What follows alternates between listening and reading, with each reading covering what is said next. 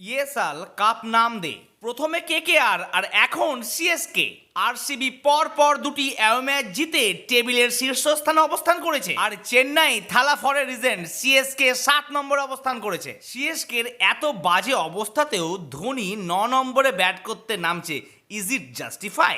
কলকাতা আর লখনৌর যে ম্যাচটি 6 তারিখ হওয়ার কথা ছিল সেই ম্যাচটি হবে 8 তারিখ। নমস্কার, আমি প্রীতিশ, আপনাদের স্বাগত জানাই ক্রিকেট স্ট্র্যাটেজিতে। আইপিএল ক্রিকেটের ইতিহাসে এই নিয়ে দ্বিতীয়বার এমন হলো যে সিএসকে কে চেন্নাই হারালো আরসিবি। প্রথমবার হয়েছিল 2008 সালে রাহুল দ্রাবিড়ের নেতৃত্বে, আর এবার 17 বছর পর 2025 সালে রজত পাটিদারের নেতৃত্বে। এটা তো নিশ্চিত সিএসকে 5 ট্রফির পুরনো হিস্ট্রি নিয়ে বেঁচে আছে এখনো। বর্তমান কিন্তু আলাদা, বাস্তব এখন সিএসকে এর ব্যাপারে অন্য কথাই বলছে। ভাই লোক, এখনো সময় আছে। কনওয়েকে প্লেইং 11-এ ভরো, ব্যাটিং অর্ডারে কিছু চেঞ্জেস করো, তবেই তোমরা জেতার কথা ভাববে।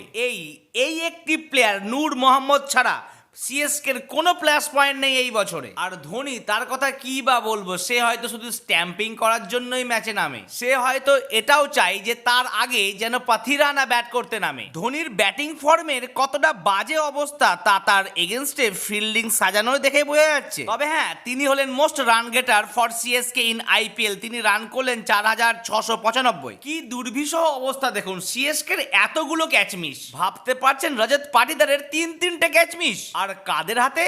সেই দীপক হুডা আর রাহুল ত্রিপাঠী, যারা ব্যাটিং এর বোঝা সিএসকে। আর আমি যেন কারোর বোঝা না হয় তার জন্য করতে হবে আমার ভিডিওতে লাইক, আর চ্যানেলটিকে করতে হবে সাবস্ক্রাইব। ব্যাঙ্গালোর প্রথমে ব্যাট করে রান করে 196 রান, 7 উইকেট হারিয়ে 20 ওভারে। দুর্দান্ত ব্যাট করেন রজত পাটিদার আর ফিল সল্ট। তার জবাবে 146 রান, 8 উইকেট হারিয়ে চেন্নাই করে। এর ফলে সিএসকে 50 রানে হেরে যায়। রাচিন রবীন্দ্র ছাড়া আর কেউ সেরকম ব্যাটিং ফর্মে নেই সিএসকে। তবে যাই হোক, সিএসকে এর কি আর উন্নতি হবে না হবে না, আপনাদের কি মনে হচ্ছে বন্ধুরা? আর উন্নতি করতে গেলে কি করতে হবে সিএসকে কে জানাতে মোটেই ভুলবেন না আমাকে।